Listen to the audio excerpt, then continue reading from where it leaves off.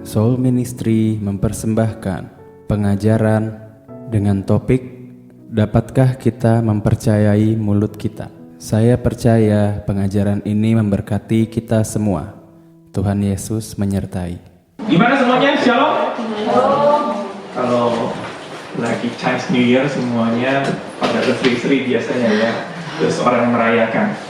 Saya ucapkan semua fungsi Fatcai atau selamat merayakan Chinese New Year bagi yang merayakannya. Dan masih suasana Chinese New Year ya. Biasanya saya nggak tahu kira-kira Chinese New Year itu berapa hari sih biasanya? 7 hari, 2 minggu ya, 15 hari ya. Dan ada katanya apa? Cap Gome ya biasanya. Cap Gome itu terakhir ya. Jadi dengan kata lain ada suasana meriah dalam 2 minggu ya. Saya pikir cuma Chinese New Year itu cuma 1 hari aja. Kayak misalnya kita tahun baru Barat ya, yang tanggalan itu bisa cuma 1 hari aja. 1 hari udah gitu kita melupakan. Tapi Chinese New Year ini luar biasa, 2 minggu dirayakan. Dan saya percaya orang yang Chinese New Year itu warnanya merah-merah biasanya bajunya. Pas besar ini saya pakai baju putih hitam. Merah-merah itu menandakan, kalau saya katakan, wah ini apa, menandakan apa nih? Ngeri? Enggak, dia menandakan yang namanya biasanya sukacita, benar.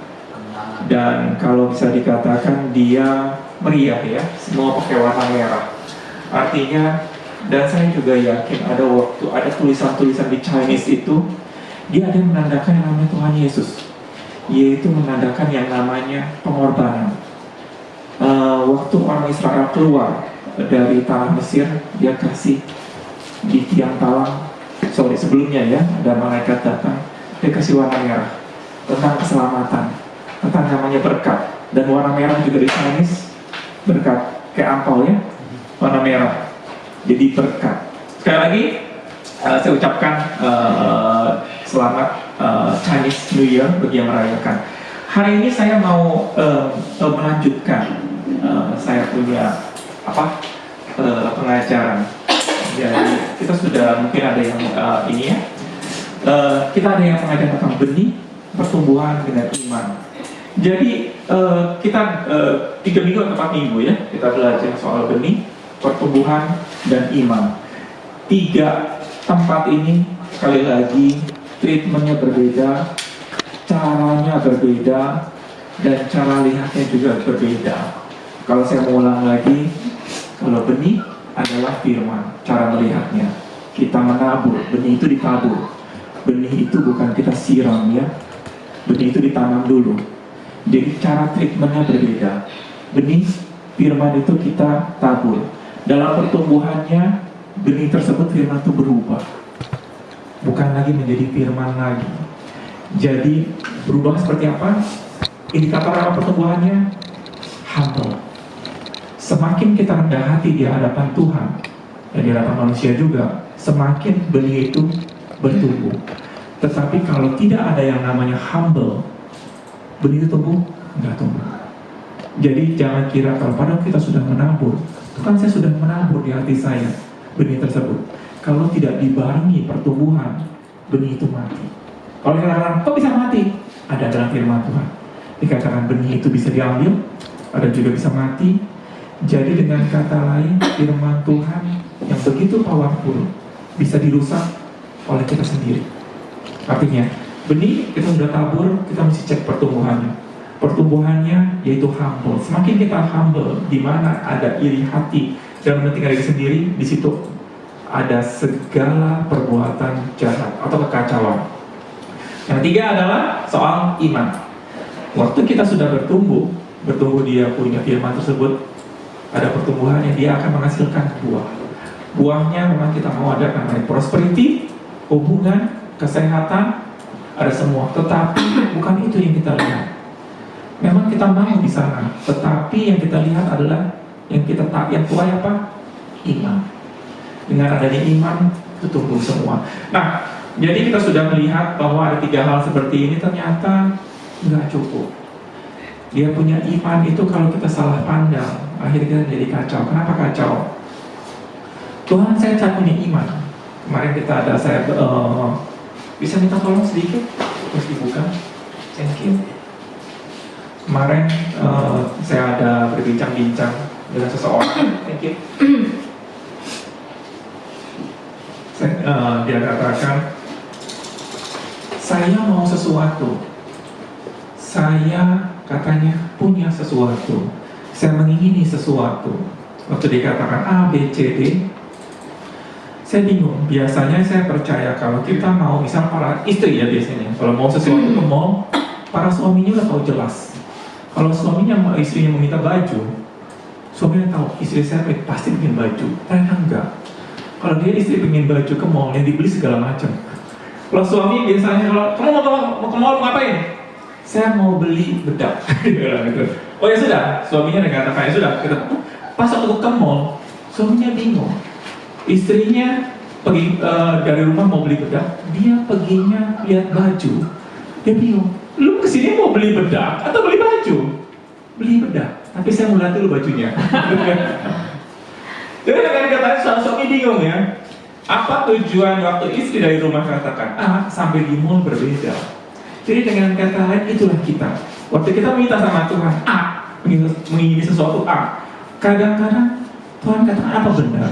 Kamu mengingini A tersebut. Benar Tuhan, saya katakan A gitu loh. Tetapi kalau kita bilang kita mau beli bedak, tapi kita berjalan masuk ke toko baju, artinya apa?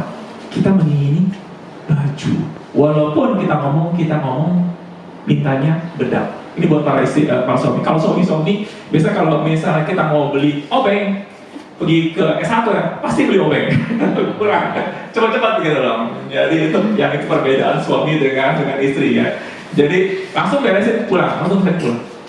Nah, jadi kalau saya lihat ternyata benar di dalam Tuhan juga. Pada waktu kita mengingini sesuatu, Tuhan tanya apa benar kamu mengingini sesuatu. Dan akhirnya pernah saya ajarkan, kadang-kadang waktu kita bertemu sama Tuhan, pada waktu kita minta sama Tuhan, pada waktu kita ingin segala permintaan kita dikabulkan sama Tuhan, Tuhan tanya, apa benar kamu minta A? Enggak Tuhan, saya katakan saya minta A. Ternyata enggak. Misalnya kalau para istri bilang sama para suami, saya mau beli rumah. Tanya yang benar, benar mau punya rumah, mau beli rumah. Berkali-kali tanya. Karena kenapa? Kadang-kadang apa yang diminta oleh istri belum keluar jelas dari mulutnya. Kita mesti tahu dari hari ke hari, ternyata saya nggak mau rumah, saya mau mobil. Karena saya ada kebutuhan A, kebutuhan B. Nah sekali lagi, kalau kita di dalam Tuhan, kalau kita nggak ngerti, kalau kita nggak mengevaluasi ucapan kita, apa yang terjadi kita kebingungan. Benar-benar kita kebingungan. Waktu kita sampai di satu tujuan, waktu Tuhan katakan, ini loh, kamu kan minta dulu. Enggak Tuhan, saya nggak minta ternyata. Setelah kita capek-capek. Nah, sekarang hari ini saya mau kasih tahu, bagaimana sih caranya kita mengetahui isi hati kita.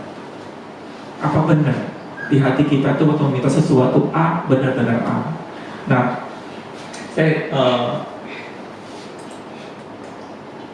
saya mau kasih ilustrasi sedikit ya. Dalam beberapa hari ini, saya renungkan soal kehidupan saya sebelumnya. Artinya, saya sering mengevaluasi. Kalau di rumah itu, saya sama istri saya selalu, thank you ya Tuhan. Bukan karena dapat ini, dapat itu, enggak. Hari ini saya thank you banget. Waktu, ingat ya waktu tahun baru, kita berterima kasih apa yang Tuhan sudah berikan. Artinya mengevaluasi apa benar apa yang sudah kita minta di hadapan Tuhan. Nah, waktu kita mengevaluasi sama istri saya bilang, thank you banget ya. Apa yang kita tidak minta ternyata Tuhan sediakan. Mungkin ini mengganggu. Saya mau ke sini. Sebentar saya geser. Jadi, apa yang saya minta sama Tuhan ternyata Tuhan, apa yang tidak saya minta, ternyata Tuhan berikan. Terkadang kalau kita meminta sama Tuhan di awal tahun apa di akhir tahun, terkadang kita ini sering menguncang-uncang surga ya karena kebutuhan kita. Tuhan, saya mau anak. Tuhan, saya mau istri. Tuhan, saya mau suami. Tuhan saya mau mobil, Tuhan saya mau rumah. Kita kadang-kadang guncang sama Tuhan, Tuhan saya mau. Tuhan katakan apa benar kamu mau? Terkadang kalau kita katakan Tuhan saya benar-benar mau. Ada yang percaya nggak di sini? Kalau kita minta sesuatu sama Tuhan, Tuhan kabulkan saat itu juga. Siapa yang percaya Tuhan kabulkan? Tuhan kabulkan saat itu juga. Benar-benar Tuhan kabulkan. Apapun kata Tuhan katakan, mintalah apa saja Tuhan kabulkan. Tapi yang jadi problem adalah waktu kita minta, kita lupa. Kita lupa, benar-benar. Seringkali apa yang kita minta kita lupa. Kenapa kok? Enggak, selalu saya minta sama Tuhan, saya nggak bakal lupa. Lupa. Apa itu lupa?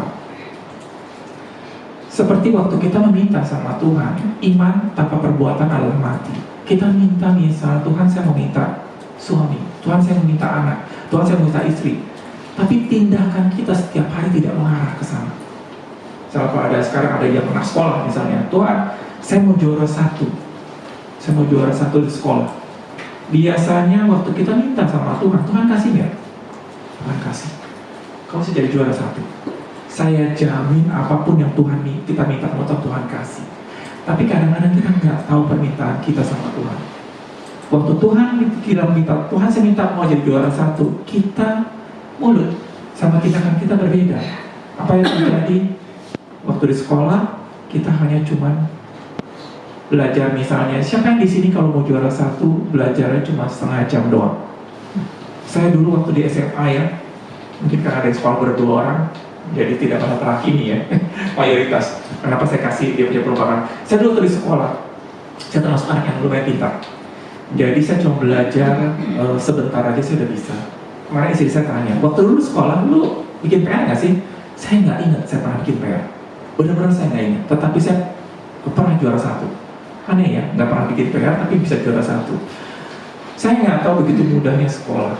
Mungkin karena persaingan agak kurang, jadi saya bisa juara 1. Tapi itu SD. Nah, dalam perjalanan waktu saya anggap pelajaran itu mungkin kan sekolahnya gampang. Tapi saya sekolah ke sekolah. Di sini siapa tahu ada yang sekolah mana SMAK? SMA itu sekolah menengah atas Kristen ya, SMAK benar ya. Nah, jadi kalau saya masuk ke sekolah SMAK, mungkin saya akan struggle karena persaingan kurang. Tapi karena di sekolah itu saya dulu waktu masuk sekolah, sekolahnya nggak bayarnya gratis, nggak ada uang pangkal. Jadi mungkin ada tanda sedikit ya. Kalau sekolahnya nggak ada uang pangkal, biasanya sekolahnya antara sekolahnya lagi berbelas kasihan sama saya atau sekolahnya kualitas rendah ya. Jadi semua dikumpulkan anak-anak biar ngumpulin murid. Jadi saat itu saya sekolah, masuk ke sekolah tanpa uang pangkal. Apa yang terjadi di situ, saya juga mudah sekali. Nah, apa yang saya mau ngomong adalah pada waktu saya tidak banyak, saya cuma belajar setengah jam, 1 jam aja. Bisa juara 1, oh keren banget. Tapi apa yang terjadi, kualitas saya kurang. Kualitas saya kurang. Jadi apa yang terjadi, saya sekolah, saya juga masih lumayan top 10 segala macam. Pada waktu saya sekolah ke luar negeri, di situ struggle sekali. Karena persaingan tinggi sekali, saya nggak bisa cuma 1 hari belajar 1 jam. Nggak bisa. Jadi kalau pendidikan di sini mungkin ada bapak-bapak ibu-ibu yang nanti akan mungkin ada kesempatan menyekolahkan anak. Pelajaran di Indonesia itu berbeda sekali di luar negeri.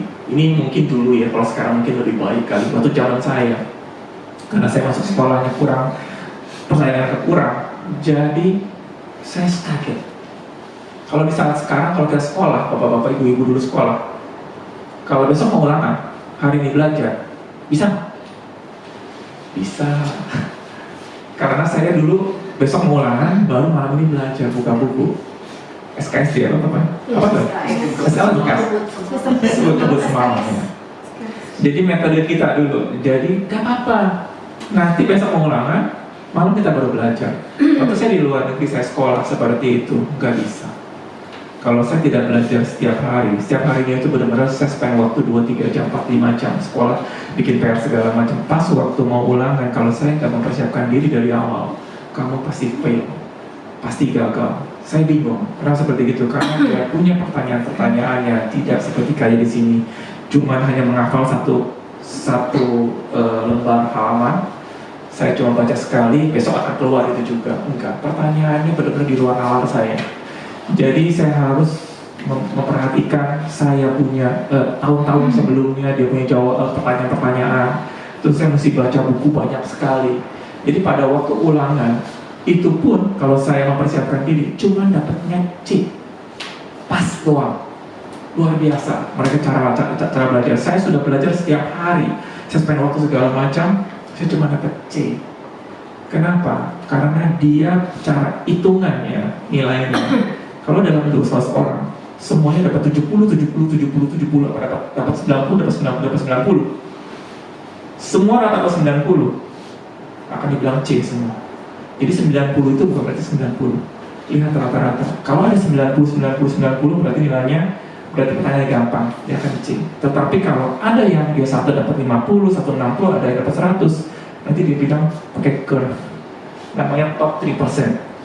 Top 3% akan dapat A. Yang majority, yang ini akan dapat C. Nah, jadi dengan kata lain, nilai itu, kalau kita dapat nilai 90, belum tentu itu kamu pintar. Kita lihat pertanyaannya. Nah, sama juga, waktu saya belajar seperti itu, saya mesti belajar terus-menerus. Dan apa yang terjadi? Kenapa saya bisa mau belajar dengan Kia? Saya mau memberikan sesuatu buat hukum saya saat itu.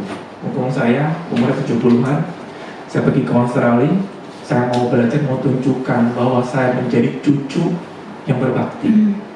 Saya mau berhasil di sana. Saya sekolah setiap hari, saya ada tujuan. Saya tujuannya bukan cari nilai. Tujuan untuk membuktikan bahwa orang tua saya sudah membiayai saya segala macam. Saya mau saya ini biar dikatakan berbakti. Saya sekolah, belajar siang malam, karena saya tahu apa yang saya minta. Terbukti dengan saya punya tindakan. Saya sekolah setiap hari, sekolah. Belajar dari pagi, siang, malam. Saya nggak nonton TV segala macam, apa yang terjadi tercapai. Saya juara 3.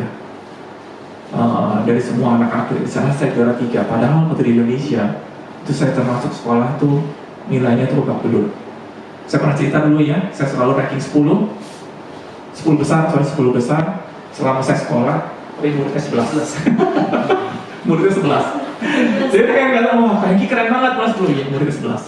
Jadi hoki sedikit lagi saya 11 tuh.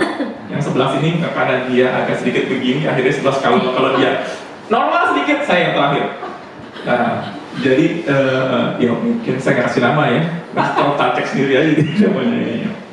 Tapi sekarang orangnya nggak begini sih. Nah, jadi apa yang saya minta sama Tuhan keluar dari tindakan. Jadi kalau saya minta sama Tuhan, Tuhan saya mau juara 1, tindakan saya tidak mencerminkan, saya nggak sekolah, saya minta nggak itu? Enggak.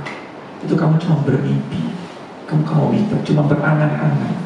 Beda, yang namanya kita meminta, kalau ibu-ibu misalnya kita minta, Pak, saya mau beli bedak, kamu dia pasti tindakan, dia persiapkan tuh dompetnya segala macam, diajak suaminya, mana kartu kreditnya kalau misalnya dia persiapkan, dia benar-benar niat sekali pergi ke mall.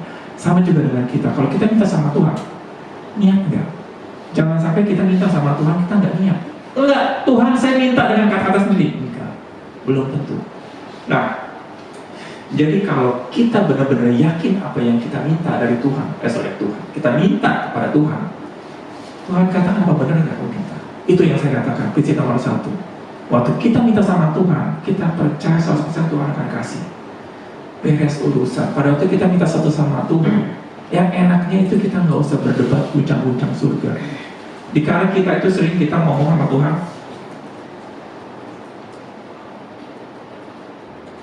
saya nggak percaya Tuhan akan kasih. Siapa dari sini kalau kita minta sesuatu, kenapa saya ngomong para istri kepada para suami? Siapa para istri kalau minta sesuatu kepada suami, suaminya mungkin nggak kasih? Siapa? Apa semuanya enggak ya, suaminya luar biasa semuanya. Istri saya tahu kalau dia minta sama saya sesuatu, saya pasti kasih, nggak mungkin enggak. Apa beda? Maksudnya kalau saya katakan, ya saya tahu Franky baik segala macam. Enggak, bukan itu. Buktinya apa? Saya punya buku tabungan segala macam di tangan dia. Saya nggak simpan. Padahal saya nggak tahu di kantong saya berapa. Waktu istri saya, dia pegang uangnya, dia yakin sekali apa saja yang dia minta sama saya pasti diberikan. Karena dia pegang. Kalau duitnya yang saya pegang di bank saya sendiri, dia nggak tahu ATM-nya di mana, dia nggak tahu dia punya PIN-nya berapa. Waktu dia minta sama saya, yakin nggak 100%? Ada kemungkinan ada kemungkinan saya bilang enggak. Karena kenapa? Kalau bisa saya bilang enggak pun, dia bisa beli sendiri kan dengan itunya. Jadi para istri saya waktu dia minta sesuatu sama saya, dia yakin sekali dia akan berikan. Saya akan berikan. Sama juga kita dengan Tuhan. Waktu kita minta sama Tuhan, segimana yakin kita sama Tuhan untuk kita minta? Kalau kita katakan, saya nggak pegang loh surga, saya nggak pegang ATM-nya Tuhan, saya nggak pegang, saya waktu minta sama Tuhan, apa Tuhan kasih atau enggak? Ada buktinya. Kalau Allah memberikan anaknya yang tunggal, bagaimana mungkin dia tidak memberikan segala sesuatu? Kalau Tuhan, kalau istri saya pegang ATM saya aja, dia yakin sekali apa saja yang dia minta, saya berikan. Kita minta sama Tuhan, kita pun harus dengan yakin. Bukan saya mesti yakin, saya harus yakin. Kamu nggak yakin. Keyakinan kita itu harus benar, ada yang namanya logika sama Tuhan. Kalau Tuhan katakan, kalau Allah memberikan anak yang tunggal kepada kita, bagaimana mungkin dia tidak memberikan segala sesuatu? Itu menjadi keyakinan kita. Pada waktu kita minta sama Tuhan, Tuhan pasti kasih. Urusan kita dengan Tuhan itu beres. Apa saja yang kamu minta, makanya ada firman katakan, apa saja yang kamu minta dalam namaku, begitu kamu percaya, kamu akan mendapatkannya. Yang masalahnya kita nggak percaya. Memang dari mulut keluar, tapi tindakan kita nggak keluar. Benar-benar nggak keluar. Jadi, oh enggak Tuhan, saya ngomong A. Tuhan katakan kamu enggak, kamu minta. Kamu nggak mau ini, makanya saya nggak kasih. Nangkep ya? Jadi kalau kita minta apa saja sama Tuhan, Tuhan akan berikan. Yang masalahnya kita, walaupun keluarnya A, Tuhan katakan kamu nggak meminta itu. Saya katakan A, Tuhan kok nggak dengar saya ngomong A? Kamu nggak meminta itu. Kalau kamu benar-benar meminta itu, saya sudah berikan. Di situ poinnya. Jadi urusan kita dengan Tuhan beres, benar-benar beres. Yang harus kita lakukan, apa benar menurut ini kita meminta sesuatu sama Tuhan? Contohnya, saya kasih ilustrasi sedikit lagi ya. Saya, kalau anaknya berapa? Saya belum punya anak. Yang di studio belum tahu ya, saya belum punya anak. Kok belum punya anak? Apakah Pak Hengki misalnya meminta? Saya meminta sama Tuhan. Tuhan kapan punya anak? Tuhan katakan aku akan berikan kau anak. Benar nggak kamu minta? Apa yang terjadi? Waktu saya bangun rumah, saya nggak pernah mikirin ini ada kamar anak. Saya nggak pernah mikirin baju anak itu warna apa, namanya, mau anak laki-laki perempuan, saya nggak pernah. Tapi saya katakan Tuhan saya mau anak, Tuhan saya mau anak, Tuhan saya mau anak. Saya ngomong anak, tetapi tindakan saya tidak mengarah ke sana. Saya bangun rumah semuanya, oh ini buat kamar baju saya, ini buat kamar kerja, ini buat kamar gudang segala macam. Tapi kamar anak nggak pernah, nggak pernah. Beli mobil pun sama. Saya beli mobil untuk kesukaan saya, nggak pernah memikirkan untuk bagaimana punya anak. Apakah salah? Bukan salah atau benar. Ini bukan salah atau benar. Saya meminta, tetapi saya nggak tahu apa yang saya minta. Apa yang terjadi? Mendapatkan nggak?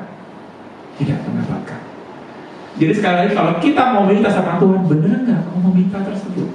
Kita evaluasi terus menerus. Kalau kita benar Tuhan saya minta, saya akan melihat iman tanpa perbuatan adalah mati. Kita ngomong A sama Tuhan, tapi kalau perbuatan tidak ada, kita tidak akan mendapatkannya. Salah siapa? Bukan salah Tuhan. Tuhan katakan, bila kamu meminta, aku pasti berikan. Memintanya bukan dengan mulut, meminta dengan iman. Yang tadi, benih, pertumbuhan, dan iman ada berjalan. Nah, sekali ini sebenarnya saya mau ngomong banyak hal sih. Benar-benar ngomong banyak hal. Sebenarnya saya mau ceritakan satu begini. Ada satu rahasia. Kalau kita paling demen ngomong soal rahasia ya. Kenapa rahasia? Berarti saya cuma buat saya doang. Kalau rahasia umum kayaknya udah nggak gitu terlalu seru ya. Tapi kalau rahasia yang nggak banyak orang tahu, biasanya orang mau.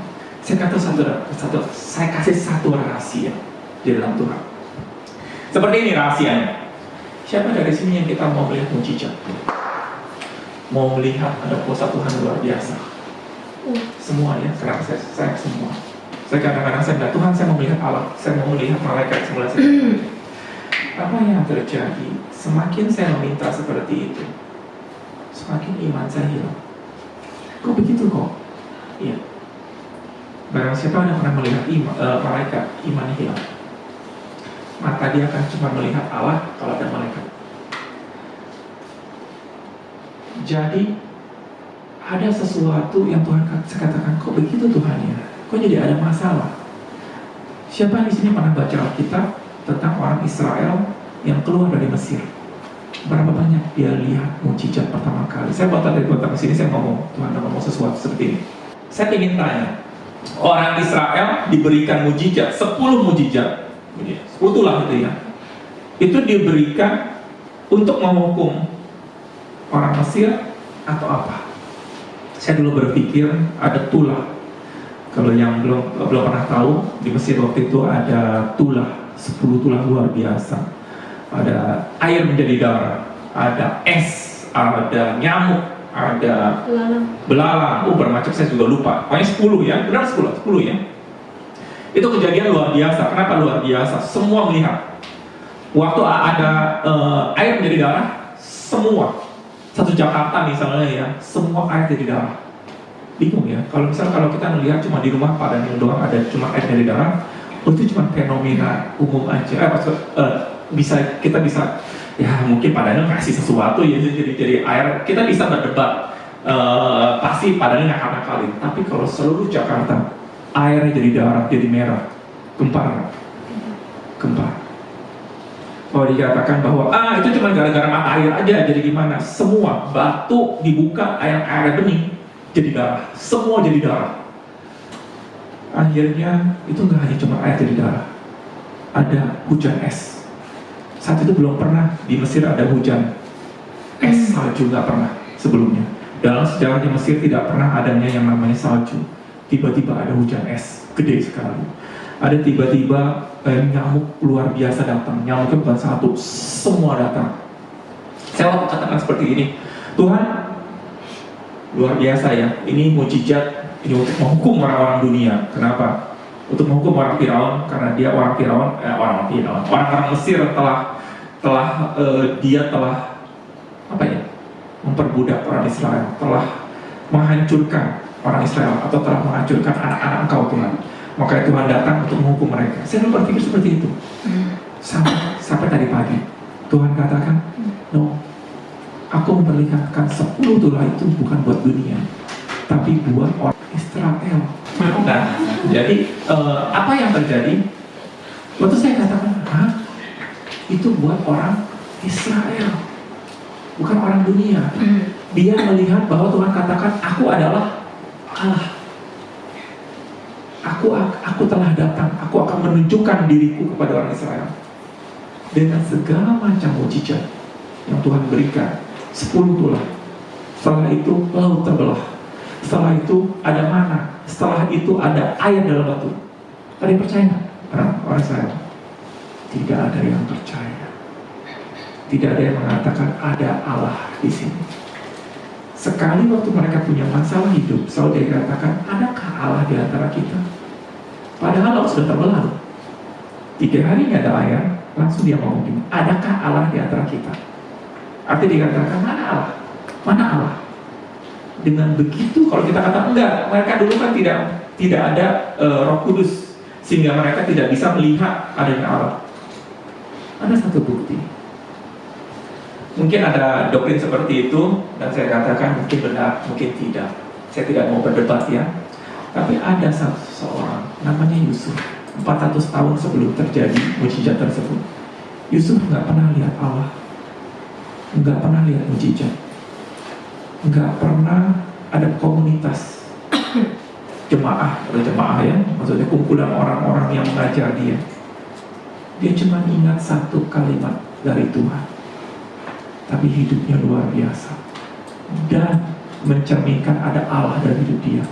Dia nggak pernah lihat ada mujizat.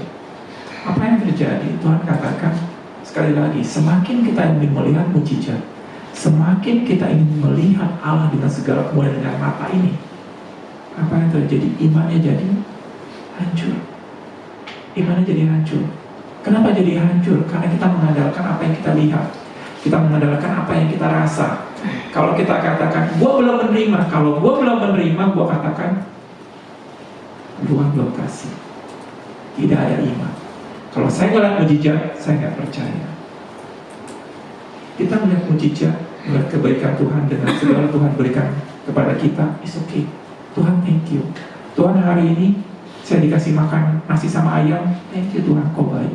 Luar biasa. Nasi sama lobster misalnya, lobster itu satu makanan cukup mahal ya. Walaupun ada orang kirim lobster ke rumah kita, wow Tuhan baik, Tuhan bikin mujizat, it's okay, no problem. Tapi kalau di depan kita ada nasi sama garam, adakah Allah di situ? Ada Allah. Ada Allah. Tetap Allah kita menyediakan makanan. Pada waktu kita melihat cuma nasi dengan garam, Tuhan thank you, kau baik, kau luar biasa. Nah, Yusuf saat itu nggak pernah lihat ada mujizat. Tidak, Tuhan tidak perlihatkan segala macam. Dia punya kemuliaan Tuhan, tapi Yusuf punya iman luar biasa. Asli luar biasa. Saya untuk ngomong, saya tanya sama istri saya seperti begini. Yusuf enak ya, langsung tiba-tiba dari penjara langsung jadi presiden, raja, atau orang yang pembesar tinggi. Saya kan ingin kasih tahu, siapa dari sini ingin seperti kayak Yusuf? Saya doang. Pada nggak berani gitu ya. Kerjanya Yusuf itu luar biasa benar. Firaun itu bukan orang baik. Enggak, Firaun itu baik. Dia tuh memuji-muji Yusuf. Kalau kita mau baca, dia punya Yusuf waktu dia ketemu sama Firaun. Gara-gara apa sih? Siapa yang tahu? Juru minuman dengan juru roti. Makanan ya, juru roti ya. Jadi juru makanan ya. Roti kayaknya bukan dengan makanan lah. Nggak mungkin cuma roti doang. Yang ada juru roti, juru nasi enggak lah ya. Juru makanan ya. Kepala yang menyediakan makanan. Siapa dari sini yang punya? Di sini siapa yang punya pembantu? Saya nggak punya. Berarti nggak ada sebuah hebat ya semuanya ya. Saya kasih tahu sedikit. Siapa dari sini kalau punya pembantu nuang ayam salah sedikit, langsung kita pancung? Ada nggak? Nggak ada.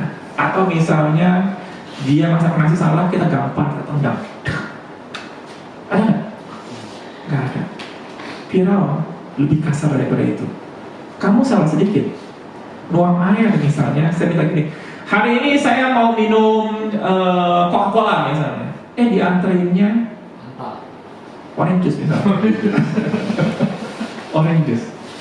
Salah atau benar? Salah. Kan sama-sama air, lu minum aja lah. Kenapa sih orange juice kan ya? Apa yang terjadi waktu dia kirim orange juice? Hukumannya apa? Penggal. Siapa yang mau kerja sama orang seperti itu? Siapa yang mau kerja? Enggak. Gak ada yang mau. Begitu pula dengan juru makanan. Kenapa bisa begitu? Ini dua orang ada pengalaman gara-gara salah melakukan sesuatu di penjara. Dan di penjara, kalau di penjara itu dikatakan bahwa ya kan cuma di penjara doang salah. Enggak. Yusuf yang bernubuat, yang satu akhirnya digantung, yang tadi dilepaskan. Juru roti yang digantung ya, juru minuman yang dilepaskan. Itu gara-gara kesalahannya seperti itu, bukan ngeracunin Firaun. Kalau ngeracunin Firaun is oke lah ya, kita hukuman mati. Dia cuma salah melakukan sesuatu. Yusuf harus bekerja dengan orang yang seperti itu. Siapa yang mau? Yusuf bekerja. Apa yang terjadi? Firaun melihat ada Allah dalam hidup Yusuf. Itu amazing sekali. Kenapa amazing? Yusuf tak pernah lihat mujizat. Yusuf tak punya Alkitab. Alkitab sekarang dalam bentuk handphone ya. Yusuf tak punya Alkitab. Yusuf tak punya komunitas. Berapa tahun ini di penjara? 13 tahun. Dia punya komunitas bagus? No. Dia nggak punya komunitas. Bayangin. Dia nggak punya komunitas. Dia nggak punya buku. Dia nggak punya gereja. Dia nggak punya YouTube. Dia nggak punya khotbah kita mau dengar. Gak ada, satupun gak ada. Tapi Yusuf dari hidup dari awal sampai akhir tidak pernah di-rebuke, tidak pernah diomelin sama Tuhan. Dia gak pernah melakukan kesalahan apapun dalam hidup. Luar biasa. Kenapa? Dia percaya satu kalimat dari Tuhan, saya bisa sukses. Tuhan, saya gak perlu melihat Engkau, tapi saya percaya Engkau mendampingi aku. Di mana? Bukan waktu lagi senang. Kalau lagi senang, kalau misalnya kita lagi naik mobil bagus, oh ada Allah. Kalau kita lagi naik bus, nggak ada Allah. Enggak. Yusuf pada waktu sudah jadi budak di Potifar, dikata firman Tuhan katakan Allah menyertai Yusuf. Siapa yang lihat seperti itu? Yusufnya kan? Atau Yusuf berasa? Enggak. Orang dunia melihat ada Allah dalam hidup Yusuf. Bukan status. Kalau kita status, kamu anak Kristen? Yes, anak Kristen. saya ada Allah dan enggak. Hidupnya Yusuf dilihat oleh orang ada Allah dalam hidup dia, dan dibuktikan. Siapa yang melihat? Firaun. Firaun melihat, siapakah yang kita dapat mencari orang yang lebih diurapi seperti Yusuf, yang penuh dengan roh Allah. Orang dunia yang Firaun yang benar-benar begitu bejaknya, dia bisa lihat ada Allah. Bisa nipu nggak dia punya Yusuf saat itu? Bisa. Saya juga bingung. Dia kan cuma soal mimpi kan, diceritakan, belum terjadi. Saya nggak ngerti gimana caranya Firaun itu bisa melihat ada Allah dalam hidup Yusuf. Mungkin ada karismanya atau gimana. Karena sekarang gini, kalau kita bertemu dengan orang yang lagi stres, kelihatan dari mukanya, pasti kelihatan. Orang yang beda kelihatan, kelihatan. Siapa yang di sini kalau di penjara nggak stres? Saya doang, semuanya stres. Saya nggak stres. Yusuf di penjara berapa tahun? Ada yang di penjara 13 menjadi dari budak berapa tahun sama di penjara berapa tahun? Mungkin penjara setengah, kita mau 50-50 lah ya, kita setengah. 7 tahun. Siapa yang 7 tahun di penjara? Pas keluar mukanya berseri-seri. Jadi maksudnya di penjara ya, berseri-seri. Yang tadinya masuk penjara kurus kering, pas keluar penjara gemuk, sehat, seger. Siapa? Ada yang korupsi. Oh itu korupsi ya. Orang yang sekarang kita gosip sedikit ya. Orang yang korupsi waktu dikatakan kamu lagi dicek sama KPK, besok langsung rumah sakit. Stop. Langsung pura-pura nabrakin yang listrik gitu ya. Cuman baru dikatakan kamu besok akan dicek sama KPK. Apalagi yang sudah 7 tahun di penjara. Siapa yang situ di dalam penjara waktu keluar dari penjara? Wah, keluar juga berapa ya, tapi masih ada efeknya. Orang yang saya pernah lihat, sorry ya kalau saya ngomong sedikit, raut muka ini akan menandakan orang stres apa orang yang bersukacita. Jadi kalau yang semakin keriput, nah ibu-ibu di sini kalau mau mulutnya mukanya mulus segala macam, biar ini nggak usah pakai bedak, salah kata sering tersenyum. Dengan sering tersenyum, ini pasti mulus nih. Mak gua. Oh iya kok, bener, saya kasih obatnya, bener-bener.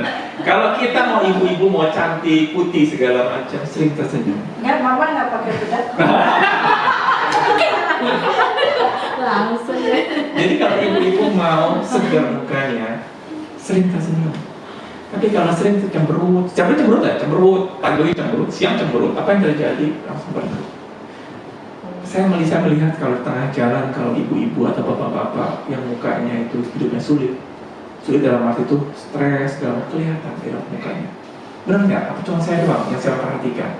Misalnya kalau di tengah jalan ya, ada orang yang lagi susah sekali, kelihatan sekali bukan dari bajunya, tapi raut mukanya. Raut mukanya pasti berubah sekali, menandakan betapa sulitnya hidupnya seorang. Sama dengan Yusuf. 7 tahun waktu dia keluar dari penjara, Firaun lihat, kok ini orang seger banget. Saya nggak pernah melihat ada orang yang keluar dari penjara. Di sini orang penjara enak sekali kali ya, ada TV, ada AC, bener nggak sih? Saya juga pernah masuk penjara sih ya. Saya dengar kemarin ada yang siapa? Kita bukan nama S ya, yang pernah nabrakin yang listrik itu ya. Kata nama S lah, yang dia punya pejabat apa? Partai ya, yang nabrakin kecil nggak ngerti mana di Pondok Indah ya, ditabrakin mobil. Katanya di penjara ada AC, ada apa, enak ya. Kalau penjara ada AC begitu, keluar juga pasti seneng ya. Justru di penjara 7 tahun, itu dia nggak melihat matahari selama 7 tahun. Nggak melihat matahari. Kenapa penjara di Mesir itu di bawah gua, di bawah tanah ya. Masih mending kalau di bawah tanahnya ada. Siapa di sini pernah nonton ada film-film apa ya, film Roma ya, yang masih ada penjara di bawah, tapi dia ada gigi sedikit di sini, jadi masih bisa melihat matahari sedikit. Untuk zaman Yusuf tidak ada. Di penjara di bawah tidak ada matahari. Orang yang di penjara zaman Yusuf itu nggak tahu kapan keluar. Kalau kita di penjara biasanya tahu berapa hukuman saya? 3 tahun, 4 tahun. Ya sudah, saya menunggu waktu 3-4 tahun dan saya bebas. Mungkin zaman dulu waktu zaman Firaun, karena hukuman mati mungkin agak sedikit kejam, Jadi orang dipenjarain biar mati di dalam.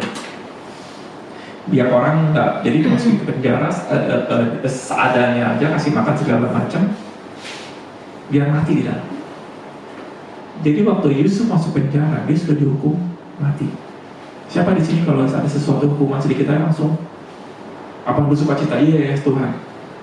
Yusuf selama 7 tahun atau selama 5 tahun kelihatan dari mukanya. Kenapa? Ada firman Tuhan katakan, waktu ada siang juru minuman sama juru makanan, dia murung ya, bermurung hati di penjara. Yusuf bisa ngomong, kenapa kamu murung? Siapa di sini di penjara yang nggak murung? Pasti murung. Tapi Yusuf pertanyakan, kenapa kamu murung? Kalau Yusuf ngomong kenapa kamu murung, Yusuf pun harus nggak murung. Nggak ada orang bertanyakan sesuatu nggak murung kalau dianya murung. Murung itu artinya bersedih. Ada seseorang bersedih, Yusuf tanya, kenapa kamu bersedih? Pasti Yusuf berarti bersuka cita. Siapa di penjara dengan tidak punya pengharapan apapun masih bersuka cita? Yusuf itu bersuka cita.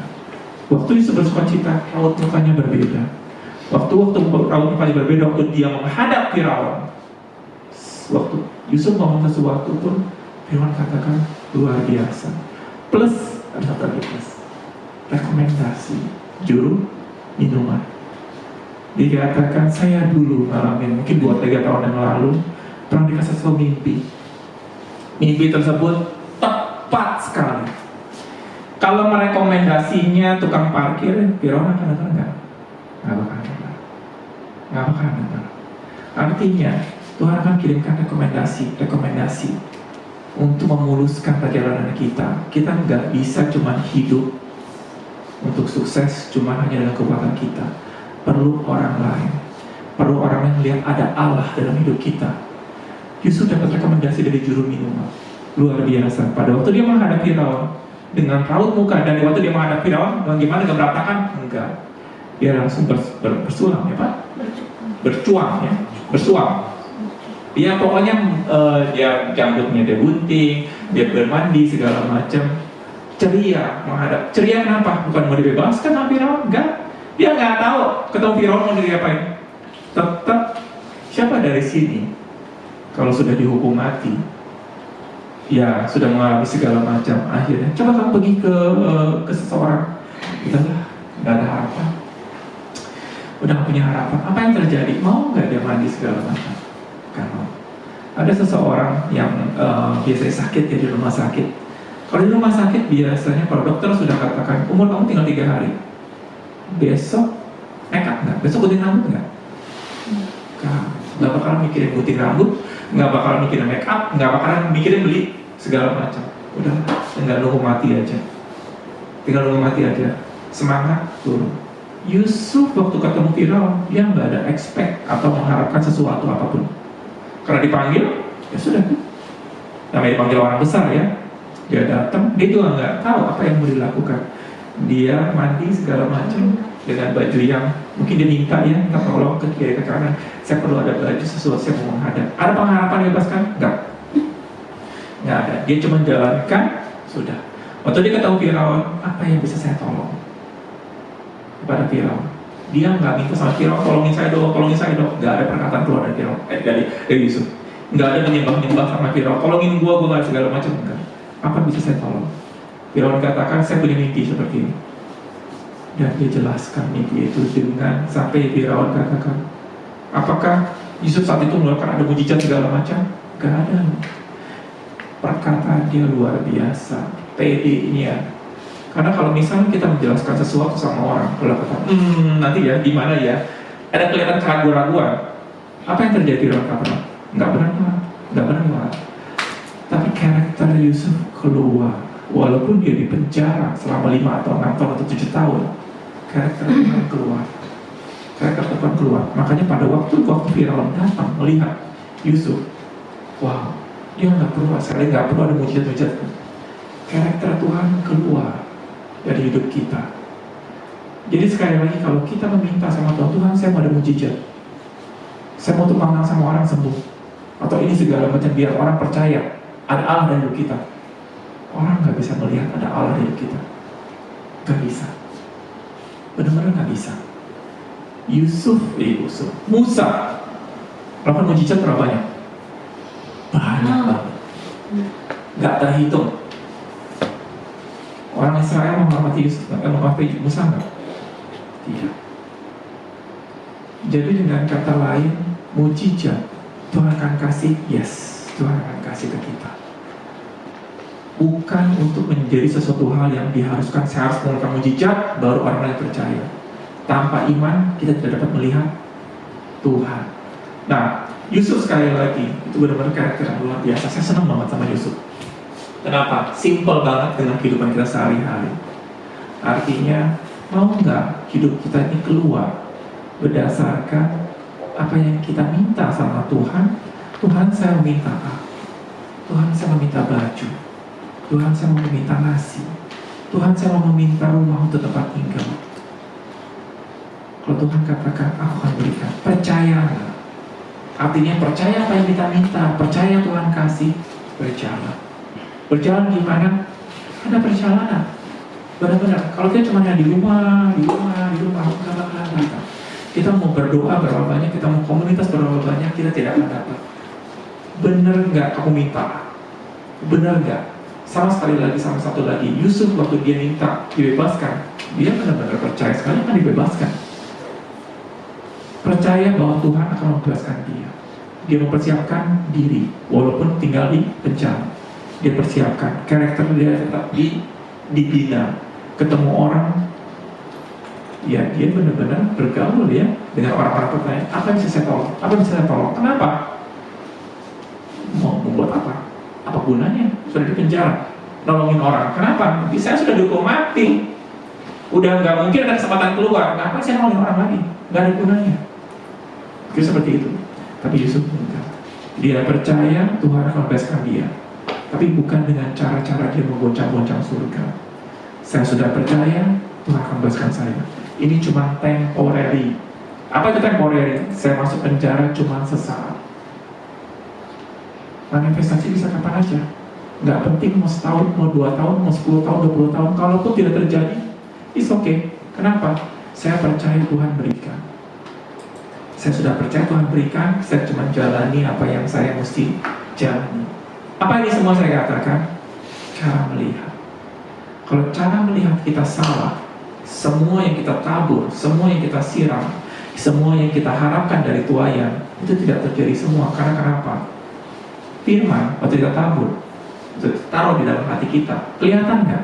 Nggak kelihatan. Pertumbuhan, soal humble, kelihatan nggak? Nggak kelihatan. Iman, kelihatan nggak? Nggak kelihatan. Tetapi kalau kita semua kelihatan dari perbuatan kita keluar.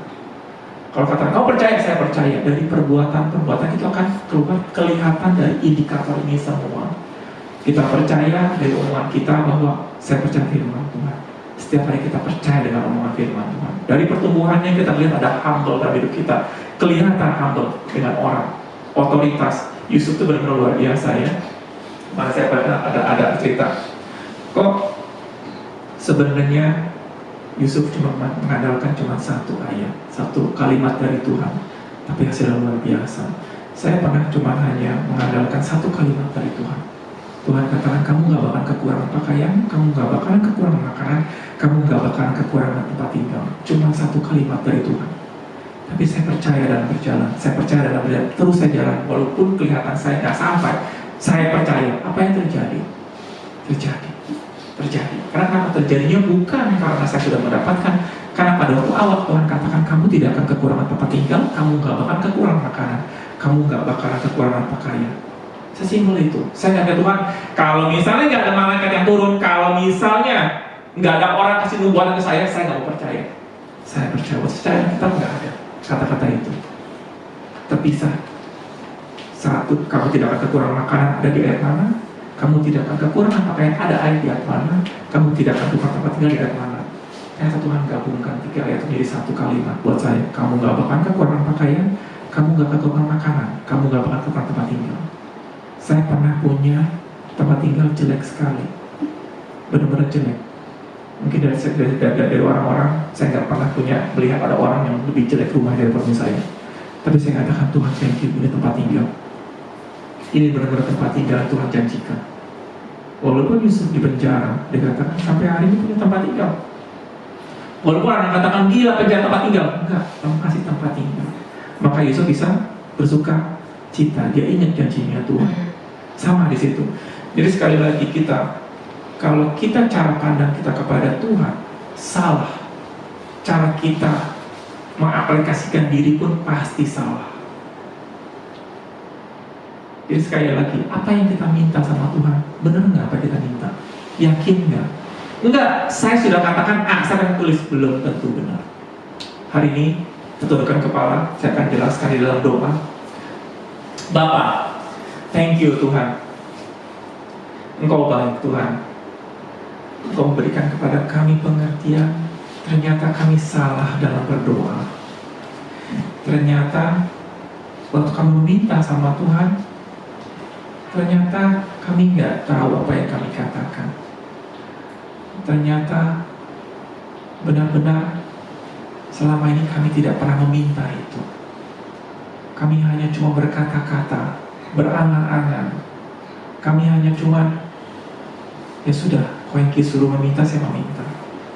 Tuhan, pada hari ini saya percaya Tuhan, bahwa Engkau adalah Allah yang baik. Engkau selalu memberikan kepada kami apa saja yang kami minta Tuhan. Bapa, saya gak mau mengguncang-guncang surga Tuhan. Bapa, kalau pada hari ini Kau berikan kami makanan, nasi dengan garam, Tuhan, thank you Tuhan. Thank you sekali. Engkau begitu baik Tuhan. Kalau pada hari ini Kau menyediakan saya dengan baju yang robek, Bapak, thank you Tuhan. Saya masih mengenakan satu baju. Engkau tetap setia Tuhan.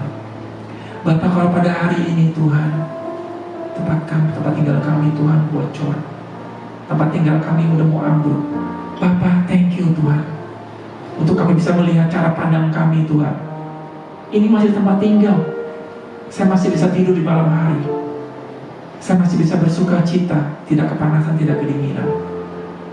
Bapak, kenapa kami berkata seperti itu Tuhan? Bukan karena kami ingin mencoba untuk positive thinking. Tidak Tuhan. Positive thinking tidak akan membuat apapun hal yang baik dalam hidup kami. Kenapa kami berkata-kata seperti itu Tuhan? Karena Kau baik Tuhan. Karena kami percaya kalau Allah memberikan anak yang tunggal, bagaimana mungkin Tuhan tidak memberikan segala sesuatu? Allah telah memberikan segala sesuatu yang lebih daripada apa yang kami minta. Bapa, Kau sungguh baik Tuhan. Pada hari ini kami belajar soal firman, bukan untuk memanipulasi Engkau supaya apa yang kami minta tercapai. Bapa, selama ini kami selalu memanipulasi Engkau Tuhan. Kami mencoba cara-cara supaya gimana caranya Tuhan memberikan sesuatu bagi saya. Bagaimana caranya biar iman terjadi manifestasi. Bagaimana caranya biar hidup kita berkemenangan. Bagaimana caranya begini dan begitu Tuhan. Bapa, selama ini yang kami pikirkan adalah salah Tuhan. Kami tidak pernah mencari hatinya Engkau. Kalau Engkau katakan kalau Allah memberikan anaknya yang tunggal, itu Yesus, kepada kita, bagaimana mungkin Dia tidak memberikan baju?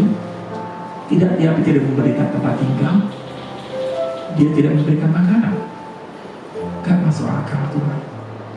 Bapak, kami percaya Tuhan, waktu kami minta ini, kami dengan logika Allah, Kau baik Tuhan, Kau terbukti baik Tuhan. Kami gak perlu minta mujizat Tuhan. Kami gak perlu minta ada malaikat datang menyerahkan makanan kepada kami. Karena kami tahu persis Tuhan, pada hari ini Kau telah menyediakan makanan, dan besok, dan lusa, dan minggu depan, dan Kau tetap menjaga kami Tuhan. Itu logika kami Tuhan. Bapa, kami belajar firman, sekali lagi bukan untuk menggoncang-goncangkan surga. Kami belajar firman untuk mengetahui bahwa Kau baik Tuhan. Kau sungguh baik, terlampau baik Tuhan. Thank you Tuhan. Hamba-Mu berdoa Tuhan untuk orang-orang di sini, untuk yang di Zoom, yang punya masalah dalam hidup. yang punya masalah finansial, yang punya masalah penyakit, yang punya masalah hubungan. Bapa, saya berdoa biar mereka bisa melihat bahwa Engkau baik, Tuhan. Adalah keinginan Allah kalau kami diberkati. Adalah keinginan Allah bila Engkau kalau kami disembuhkan, Tuhan. Adalah keinginan Allah kalau hubungan kami diperbaiki, hubungan kami dipulihkan, Tuhan. Kau sungguh baik, Bapa. Thank you, Tuhan, atas segala firman yang telah Kau sampaikan kepada kami melalui saya, Tuhan.